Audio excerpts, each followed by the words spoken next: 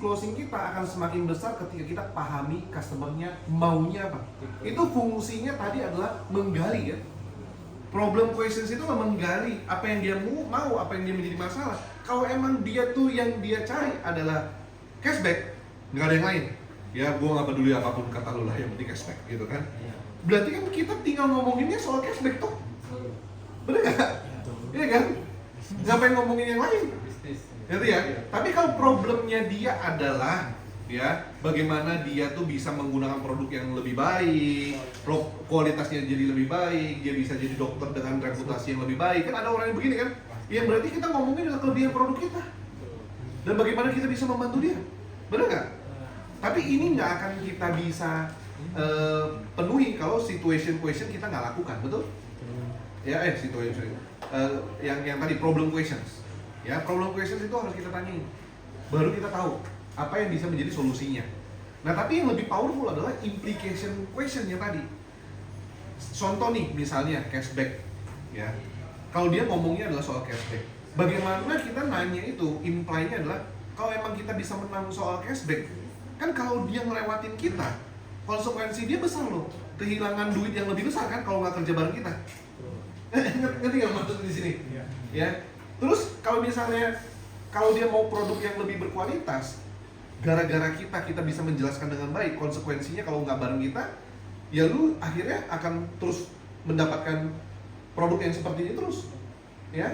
Nah, resikonya besar kalau nggak kerja bareng kita. Itu fungsi implication question. Jadi apa yang saya bahas di sini bukanlah untuk jenis bisnis yang ketemu cuma sekali. Nggak ada bisnis yang ketemu cuma sekali, walaupun dia cuma jualnya HP, ngerti ya? Dan jual HP pun pasti ketemu lagi karena tiap tahun kita update HP kita, betul? Iya kan? Nah gitu loh. Jadi ini bisa dipakai buat customer kita yang sekarang. Kalau nggak bisa dipakai, saya nggak jelasin ke teman-teman. Cuman betul Pak Yul ngomong, kita harus pahami problem daripada customer, sehingga kita baru tahu apa maunya sih customer. Setelah kita tahu maunya dia, kita harus berikan pertanyaan yang membuat dia kalau nggak kerja bareng kita itu jadi masalah gitu. Jadi artinya sebelum kita ketemu kita harus rencanakan. Makanya di sini kita harus rencanakan implication question-nya gitu loh ya. Nah ini di bagian sini problem where you have superior solution. Ini problem ketika kita punya superior solusi, artinya kita punya solusi terbaik nih buat bisnis ini ya. Misalnya contoh desain software kita membantu Anda untuk untuk membuat revisi itu jadi lebih cepat dibandingkan produk yang lain. Misalnya kayak gitu. Misalnya kita desainnya misalnya produk kita software gitu kan. Nah, biasanya customer kalau kita lebih superior, kita punya solusi yang lebih bagus, biasanya kita lebih mahal. Betul nggak? Dan customer kemungkinan besar akan ngomong kita mahal. Gitu. Nah, berarti kita harus merencanakan pertanyaan-pertanyaan implikasi kalau dia pakai desain software yang lain. Contohnya, desain revision itu kan sebenarnya adalah revisi-revisi itu sebenarnya adalah faktor di mana product development jadinya lambat. Kalau lambat, apa masalahnya kalau lambat? Produktivitas menurun. Kalau produktivitas menurun dibandingkan waktu kerja, artinya cost meningkat. Paham nggak maksudnya? Jadi kita cari alasan-alasan, ya, fakta-fakta, bukan alasan, tapi fakta-fakta yang membuat dia terbuka bahwa bagi seorang pemilik bisnis, kan yang katanya kan yang penting murah. Tapi kalau ternyata kita tuh adalah mempercepat desain, mempercepat revisi, ya, kita harus ngasih taunya kalau lambat itu akibatnya apa, gitu kan? Terus habis itu kalau produk development-nya lambat, artinya apa yang terjadi? Kalau produk kita itu development-nya nggak cepat inovasinya, artinya produk kita akan lebih lambat masuk ke market. Kalau produknya lambat masuk ke market, sedangkan customer tuh kompetitor masuk duluan, yang terjadi adalah produknya jadi mati, betul nggak? Ya, dan ternyata kalau kita telah semua itu, desain proses atau revisi yang lebih lama mengakibatkan biaya yang lebih besar, gitu loh. Dan kompetitor kalau misalnya dia tuh apply apa yang kita punya lebih cepat daripada Anda, apa yang terjadi sama bisnis Anda? Customer Anda yang existing akan pindah ke tempat kita. Betul nggak? Pindah ke kompetitor. Anda mau itu terjadi?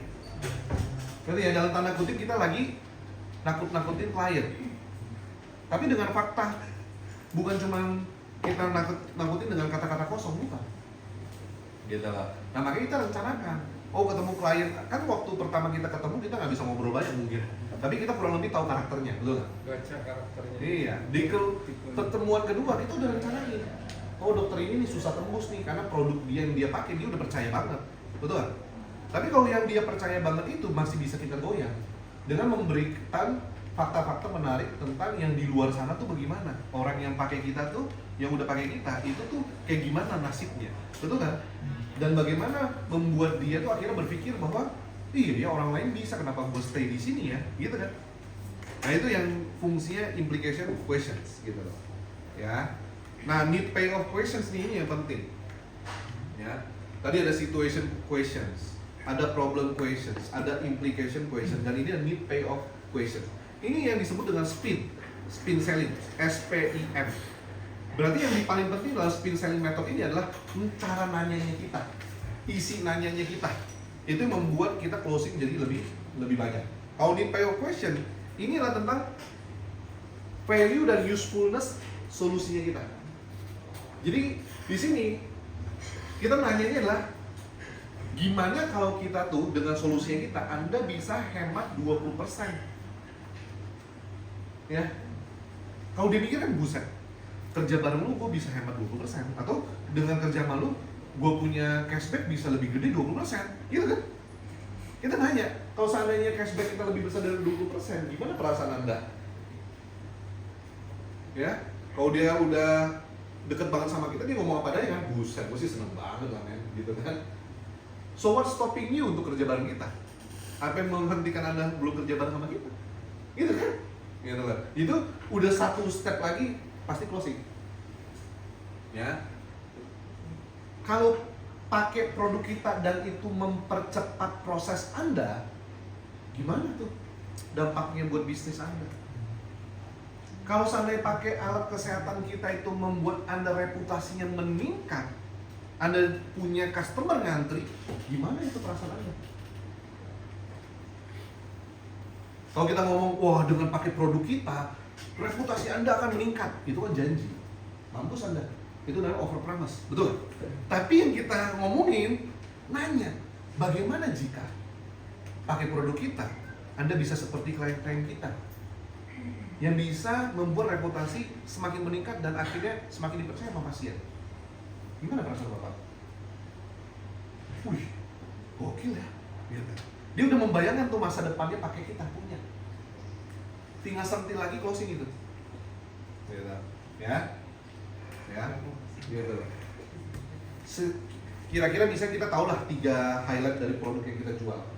Pak, seandainya pakai produk ini membuat Anda lebih cepat ketemu masalahnya pasien, bagaimana itu bisa membantu Anda? Oh ini gue jadi lebih cepat dong, gue ngasih solusinya, ngasih obatnya jadi lebih benar, treatment gue jadi lebih cepat bekerja. Nah kalau itu terjadi, perasaan pasien gimana? Oh pasti happy dong, gitu. Kalau pasien happy, kira-kira yang terjadi buat Bapak apa? Ya tentu dia balik lagi dan ngomong sama teman-temannya lah. Nah dampaknya buat Bapak gimana? Semakin diantri gue, semakin rame. Gimana perasaannya Pak kalau Bapak semakin diantri? Ya happy lah gue. Nah itu Pak perasaan klien-klien saya yang udah pakai produk saya. Asik nggak begitu? Nah ini kan, kita harus jago nanya. Berarti tujuannya kita adalah setiap ada sales meeting, Anda harus perbanyak pertanyaan-pertanyaan ini, spin ini. Ya, ini ya positive impact nih. Jadi ini kita mengkondisikan suasana yang enak banget untuk dia bisa bilang bahwa kerja bareng lu lebih worth it. Gitu guys. Ya. Nah, jadi misalnya produk kita nih, misalnya alat kesehatan kita itu sistemnya lebih mudah digunakan. Berarti kurang lebih kita nanyanya apa? Pak, Bu, ya. Apa yang Anda lihat ya? Kalau misalnya ada sebuah sistem dalam sebuah alat kesehatan yang bisa dipakai dengan mudah. Training ke suster, perawat lebih mudah. Menurut Bapak ini seberapa penting buat Anda? Gitu. Wih, gue mah seneng banget kalau misalnya ada alat kesehatan yang misalnya bikin gua nggak ribet, ngajarin ke perawat itu dengan mudah, ini hemat waktu gua banget, gitu. Emang seberapa penting Pak hemat waktu buat Bapak? Ya penting lah. Kalau misalnya gua bisa lebih hemat waktu kan gua bisa nanganin pasien lebih banyak sehari-harinya. Oke, kalau nanganin pasien lebih banyak, emang apa Pak yang bikin Bapak happy?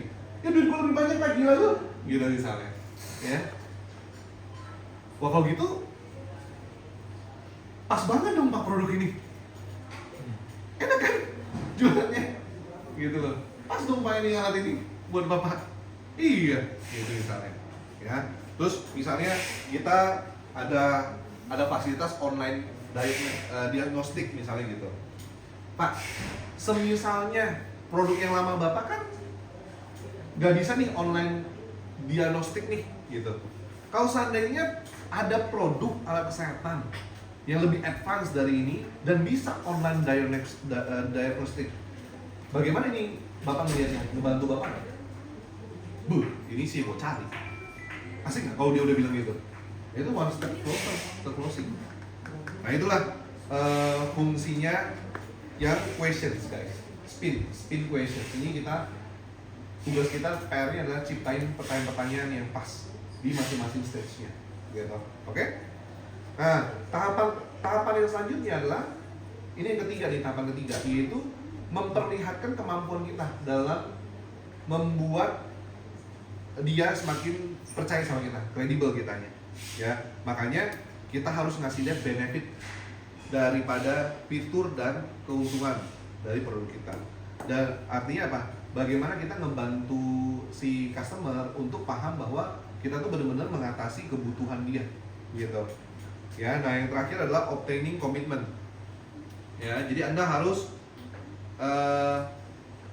Anda harus gini. Meeting itu punya objektif. Jadi waktu Anda meeting sama customer Anda mesti kurang lebih ada 4 yang namanya objektif. Pertama adalah order. Kedua adalah advance, ketiga adalah continuation, keempat adalah no sale. Gitu. Jadi ini status meetingnya. Ya, status meetingnya obtaining commitment, oke gua order, gitu kan. Oke gua advance, atau gua lanjut lagi, harus ada follow up lagi, continuation, follow up. Atau udah, ini kayaknya pintu tertutup yang ini nih, red flag misalnya, ya nggak bisa nih, ya nggak bisa lanjutin lagi. Ya udah, nggak usah buang waktu, gitu loh maksudnya. Fokus kepada customer yang potensial, gitu, ya. Nah kurang lebih gitu. Nah implied needs itu statement dari customer yang ini ya, yang jelas gitu loh, ya. Nah jadi kalau explicit itu specific customer statement ya, jadi dia spesifik banget, dia punya want sama desire udah jelas gitu, ya. Nah jadi ini kalau kita lihat ininya, kalau kita lihat nih, ada pointernya ya? Ada. Di mana pointernya? Oh ini dia. Oke. Nah, the sales use situation questions, ya, to establish a context leading to problem question. Jadi situation question yang tadi yang di awal tuh, pertanyaan tentang fakta-fakta menarik, situasi mereka sekarang gimana, sebenarnya adalah untuk membangun konteks menuju problem questions. Sehingga dari problem question, ya, buyer kita, customer kita, dia mereveal atau mengungkapkan implied needs-nya yang nantinya membantu kita bisa bertanya tentang implication questions yang nantinya membuat mereka, semua customer kita, semakin jelas tentang problemnya mereka yang mereka hadapi, ya. Habis itu kita baru deh bisa leading dari implication question ke need payoff questions. Waktu kita ngomongin need payoff question, customer kita akan ngasih tahu eksplisit atau spesifik needs-nya dia, ya, yang nantinya bisa kita langsung sampaikan benefit-benefit yang kita punya, gitu. Jadi ini semuanya itu punya alur yang sangat jelas dari mulai problem question sampai ke need payoff questions. Ujungnya adalah benefitnya kita, ya. Si customer tuh langsung ngasih tahu semua permasalahan dia.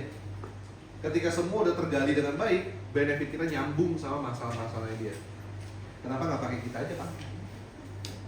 What's stopping you, Pak? Kenapa masih harus pakai yang lain bukan kita? Gitu. Ya, nah ini metode yang mudah-mudahan bisa membantu kita ya dalam membuat kita nyampe targetnya masing-masing. Oke? Ada yang mau ditanyain? Pak, saya mau tanya gini, kan ketemu dokter yang sama. Kalau dokter itu udah kerja sama, tipsnya atau kiatnya bagaimana supaya begini, kan kita udah melakukan semua service excellent ya, dokter supaya dokter itu nggak kemana-mana, dia tetap mau pakai kita. Tapi kadang-kadang kompetitor kita juga kan nggak diem aja, dia bergerak juga sama dengan kita ya. Betul. Nah, maksud saya gimana tipsnya supaya dokter itu secara emosional tuh dia lebih milih kita aja daripada yang lain. Ya. Karena sekuat apapun kita pegang, kadang-kadang kompetitor juga punya cara yang sama yang coach jelaskan gitu loh maksud saya. Oh belum tentu.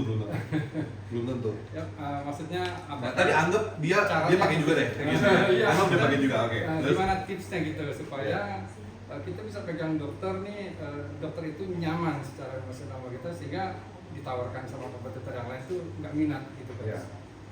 Pak Yul pernah nggak punya sales yang Anda suka banget, yang Anda nggak mau pindah ke lain hati, maunya dia terus? Ada nggak? Maksudnya gimana?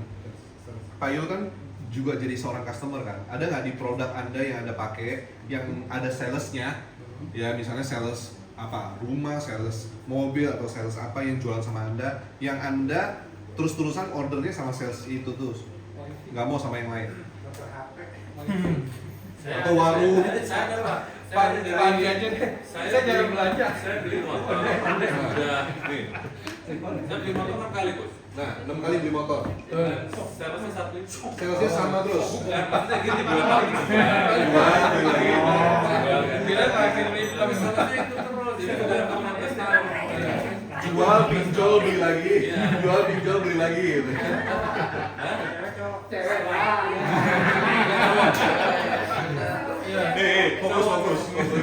Jadi saya udah hampir 15 tahun kali. Jadi kalau beli motor pasti dia. Ada saya pun beli motor saya sudah kerja. Oke, nah ada ya nih, ini contoh nih. Ganti. Nah, pertanyaannya adalah kenapa nggak ganti? Ya, satu, Kenapa komunikasinya kalau bagus, terus? ya kan? Yang kedua dia ngasih solusi. Jadi bapak nih, bapak mau ngambil motor apa nih ini? Oh ya sudah, bapak mau cepet apa enggak? Kalau cepet pakai leasing ya ini. Kalau cepet pakai ini. Dia ngasih solusi. Yang ketiga yang ketiga adalah dia bantu kita juga gitu. Kalau misalkan nih saya mau ganti motor nih, ya udah saya bantu dia jualin yang ini. Jadi dia satu komunikasi, dua dia selalu ngasih solusi. Gitu. Yang ketiga itu kan artinya seharusnya bukan kerjaan dia, Bukan. tapi dia bantuin. Dia Gitu. bantu. Berarti extra miles ya. Iya. Gitu. Oke, jadi satu komunikasinya oke, Iya. dua itu dia kasih solusi, tiga itu dia kasih extra miles. Iya. Gitu. Ada lagi punya pengalaman kurang lebih kayak Bapak Pak Andri yang punya terus-terusan belinya sama dia gitu? Iya. Salesnya sama aja, dia terus gitu. Saya juga ada, ya. Sales mobil kalau di tempat saya, gitu ya. Dia berawal dari sales Toyota, gitu. Habis itu pindah ke Honda, habis itu pindah ke Lexus, habis itu pindah ke BM, habis itu sekarang terakhir di Mercy, ya. Nah itu bingungnya setiap perjalanan dia itu perjalanan hidup saya juga, gitu. Jadi hidup saya meningkat seiring dengan pindah-pindah mobil sales itu, gitu loh. Jadi di setiap dia pindah tempat dia selalu nawarin saya, gitu. Dan kenapa saya beli sama dia? Kurang lebih alasan saya sama, gitu. Ya mungkin saya tambahin yang dia lakukan lebih ekstra itu adalah dia bukan cuma sales, dia bisa jadi teman. Dia bisa loh komenin Instagram saya, likes, waktu saya masuk rumah sakit, dia kirimin buah, gitu loh, datang. Bagi saya, ini orang gila juga ya. Kita bukan temen gitu loh, tapi dia bisa seperhatian itu ya sama saya, gitu kan? Dan lebih daripada sales biasa, gitu. Itu yang bikin kita juga akhirnya apa? Mau terus sama dia dimanapun dia berada loh, gitu. Sampai hari ini masih berhubungan baik, gitu. Dan waktu saya mau beli rumah, dia tahu saya mau beli rumah kan, ngobrol kita. dia bisa cariin temen dia yang jual rumah yang dia bilang ini terpercaya, temen gue sendiri gitu. Lu nggak mungkin dicipuain lah katanya dia, bahasanya dia. Lu tenang aja, kok dia bilang gitu. Udah, dia yang kenalin gitu. Nah jadi sama, saya yakin karena kita manusia juga, betul? Kita tahu manusia itu butuhnya apa? Butuhnya apa kalau kita manusia? Duit, iya bener sih, nggak salah itu. Ya, kita butuh diperhatiin. Bener nggak sih? Kita butuh diperhatiin, gitu. Dan saya selalu bilang ke tim sales, di mana energi kita berikan, di mana energi kita itu mengalir, disitulah terjadi pertumbuhan. Di mana energi kita mengalir, disitulah terjadi pertumbuhan. Kalau Anda fokus sama customer A, customer B, customer C, Anda fokus berikan perhatian itu, energi itu akan bertumbuh. Hubungan itu akan bertumbuh. Gitu. Makanya kalau LDR itu suka nggak jalan. Long distance relationship, hubungan jarak jauh, itu nggak bisa jalan. Karena apa? Jauh. Gitu, nggak berasa. Gitu. Makanya jarang yang berhasil LDR itu. Gitu. Ya karena apa? Jauh. Energi nggak nyampe, kan harus dibelai, harus diemong. Anda coba perhatiin pasangan Anda yang udah punya pasangan di sini. Kalau pasangan Anda nggak mendapatkan energi perhatian Anda, ya dia, ya begitu. Cari yang perhatian, cari yang lebih perhatian. Makanya saya selalu bilang, yang setia selalu kalah sama yang selalu ada. Perhatiin ini. Kalau dia kan customer kita punya sales yang lain toh, ya.